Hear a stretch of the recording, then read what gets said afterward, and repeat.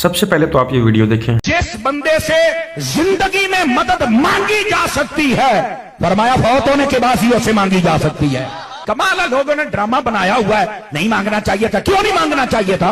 तो फरमाया जब अपने मजार में चला जाए तब वो बंदों की ज्यादा मदद करता है। दुनिया में रह के वो मदद थोड़ी करता है, कब्र में जाके ज्यादा करता है। भला कौन बेकरार की इल्तिजा कबूल करता है जब वो उससे दुआ करता है, और कौन उसकी तकलीफ को दूर करता है, और कौन तुमको जमीन में अगलों का जानशी बनाता है। ये सब कुछ अल्लाह करता है। तो क्या अल्लाह के साथ कोई और माबूद भी है? हरगिज नहीं, मगर तुम बहुत कम गौर करते हो। भला कौन तुमको जंगल और दरिया के अंधेरों में रास्ता बताता, और कौन हवाओं को अपनी रहमत के आगे खुशखबरी बनाकर भेजता है। ये सब कुछ अल्लाह करता है। तो क्या अल्लाह के साथ कोई और माबूद भी है? हरगिज नहीं। ये लोग जो शिर्क करते हैं, अल्लाह की शान उससे बुलंद है। शेख अब्दुल्लाह मुहद्दिस देहलवी कहते हैं कि जब गौस पाक ने कहा कि मेरा ये कदम हर वली की गर्दन पर है, मैंने ऐसा कब कहा था? तो अल्लाह की तरफ से हुक्म हुआ, रसूलुल्लाह की तरफ से जोड़ा आया, और कायनात के सारे जिन्नात और इंस और फरिश्ते गौस पाक के सामने कर दिए गए। कि उस वक्त भर गया और मुस्तफा जाने रहमत ने कहा, बोल मेरा ये कदम हर वली की गर्दन पर है। तो जितने जमीन पे थे उन्होंने भी गर्दन झुका दी, जितने कब्रों में थे उन्होंने भी गर्दन झुका दी, जो माँ के पेट में थे उन्होंने भी गर्दन झुका दी, जो आलम अरवाह में थे उन्होंने भी गर्दन झुका दी। दिल चाहता है इसको मैं गला दबा के मार दूं, इस बेगैरत बेशरम इंसान को। जरा भी उसको खुदा का खौफ नहीं है। अगर मैं इस्लाम के दुश्मनों की बात करूं, नबी पाक सल्लल्लाहु अलैहि वसल्लम के दौर के जो इस्लाम के दुश्मन थे, जो कुफ्फार मक्का थे, अगर मैं उनकी बात करूं, या जो बाकी पैगंबरों की उम्मत थी उनके दौर के अंदर जो शिर्क और बिद्दत थी, अगर मैं उस दौर की बात करूं, बड़े ही अफसोस के साथ कहना पड़ रहा है कि वही तमाम चीजें आज नबी पाक सल्लल्लाहु अलैहि वसल्लम की उम्मत करती फिर रही है। तो ये लोग नबी पाक की उम्मत नहीं है। सिर्फ दाढ़ी रख लेने से, कलमा पढ़ लेने से, कुरान मजीद को अरबी में रट लेने से आप कुरान के, आप इस्लाम के मुहाफिज नहीं बन सकते। आपको तौहीद जैसी चीज समझ आ ही नहीं सकती। मैं कहता हूँ कि अगर 200 साल की उम्र भी पा लेना इस दुनिया के अंदर, आपको कभी तौहीद जैसी नंगी तलवार समझ नहीं आ सकती। करते कैसे हो ये सब? एक चीज मेरे जहन में आ रही है, तो जरा टेक्निकल तरीके से मैं आपको समझाता हूँ। नबी पाक सल्लल्लाहु अलैहि वसल्लम को पत्थर क्यों लगे? आपके दंदान मुबारक शहीद क्यों हो गए? एक्चुअली ऐसी वो क्या चीज थी जो आप लोगों में बयान करते थे और आप पर लोग तशद्दुद किया करते थे? नाउज़ुबिल्लाह मिन ज़ालिक। तो आपको इतनी सी बात समझ में नहीं आती कि अगर सब काम आपके वलियों ने करने हैं, आपके पीरों ने करने हैं, कि जिंदा जब हैं तब भी कर रहे हैं, मरने के बाद अपनी मज़ारों में जाके भी कर रहे हैं, तो फिर अल्लाह का वजूद कहाँ है?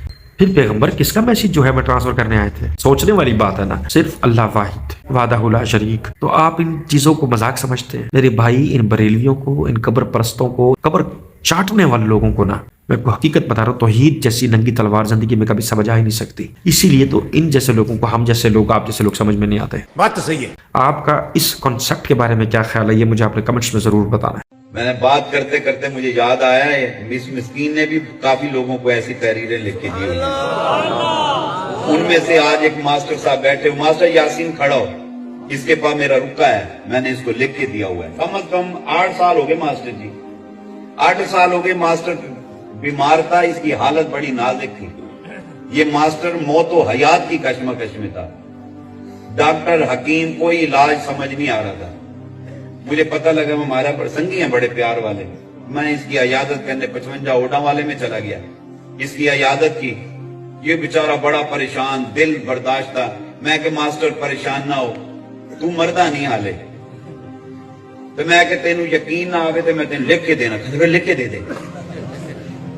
मैं कि तू मेरी गल से यकीन कर लेंदा तो चंगा सी, कोई गल नहीं, लिख के दे देना। मैं कागज कलम मंगा के ले आया, कागज कलम, कहने कापी पई लिख ही दे। मैं कि मैं ठीक है तेन लिख के देना। मास्टर कितना अरसा जीने? 5 साल लिखा। मैं कि मास्टर मुंह ते खड़ा है, वो असरार मुंह पे गवाह है।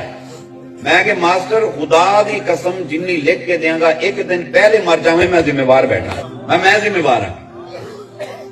बंदा थोड़े सामने, गवाह भी सामने बैठे, मैं लिख के देना। 5 साल लिखा, कहते ऐसे कर 10 साल कर दे। मैं कि मास्टर लिखा 10 साल, कहते आप ऐसे करो 15 कर दो।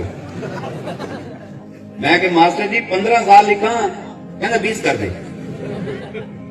ਜਦੋਂ 20 ਮੈਂ ਲਿਖਣ ਲੱਗਾ ਮੈਂ ਕਿ ਚਲੋ 20 ਕਹਿੰਦਾ 25 ਕਰ ਦੇ। ਮੈਂ ਕਿ ਮਾਸਟਰ ਸੋਚ ਲੈ, ਇੱਕ ਗੱਲ ਤੈਨੂੰ ਦੱਸ ਦੇਵਾਂ, 25 ਸਾਲ ਹੀ ਜੀਵੇਗਾ, ਆਖਰ ਫੌਤ ਹੋਣਾ ਹੀ। 30 ਸਾਲ ਜੀਵੇ ਤਾਂ ਹੀ ਮਰਨਾ ਹੀ, ਠੀਕ ਹੈ ਨਾ। 25 ਸਾਲ ਲਿਖਵਾਇਆ ਮੇਰੇ ख्याल 20 ਸਾਲ ਲਿਖਵਾਇਆ, 20 ਸਾਲ ਜਨਾਬ ਇਹਨੇ ਮਾਸਟਰ ਜੀ ਲਿਖਵਾਏ। ਉਹਦੇ ਥੱਲੇ ਮੈਂ ਲਿਖਿਆ ਮੈਂ ਮਿਸਕੀਨ ਖਾਜਾ ਮੁਹੰਮਦ ਯੂਸਫ ਨਕਸ਼ਬੰਦੀ ਅੱਲਾ ਦੀ ਰਹਿਮਤ ਨੂੰ ਸਾਹਮਣੇ ਰੱਖ ਕੇ ਇਹਦੇ ਨਾਲ ਜ਼ੁਬਾਨ ਦੇ ਰਿਹਾ کہ یہ 20 سال جیندہ رہے، مالک دی عمر برکت دے دے تے تو کرم فرما، یہ لکھے دی لاج رکھی تلے سین کر کے نو دتا میں کہ ماسٹر پڑھ ہن تینوں کچھ نہیں ہوندا، خدا دی قسم ہے اج کچھ کل کچھ، یہ ماسٹر چھالا ماردا 8 سال زندگی پیتی کھڑا جے، او کھڑا ہے۔ اب آپ مجھے یہ بتائیں کہ یہ مشرک پن نہیں تو کیا ہے؟ جو خود کو خدا بنانے کا دعویٰ نہیں تو اور کیا ہے؟ اینڈ میں اللہ کا نام اس وجہ سے لگا رہی ہے، اللہ میں خادم، میں آپ کا ایک بندہ ہوں، خادم ہوں، آپ نے جو میرے مطلب ڈیوٹیاں لگائی ہوئی ہیں میرے ذمہ، تو اس حساب سے میں نے سائن کر دیا اس کی 20 سال زندگی ہو۔ کون ہے بھائی تو؟ توپ ہے؟ حضرت اسرائیل علیہ السلام کے ساتھ رات کو تو کیا لوڈو کھیلتا ہے؟ فرینڈشپ ہے کیا؟ ملک الموت تمہیں اپنی ہاف دن کی ڈیوٹی دیتے ہیں کہ یار چلو تمہاری مرید ہے جو تم مرضی کرتے پھرو؟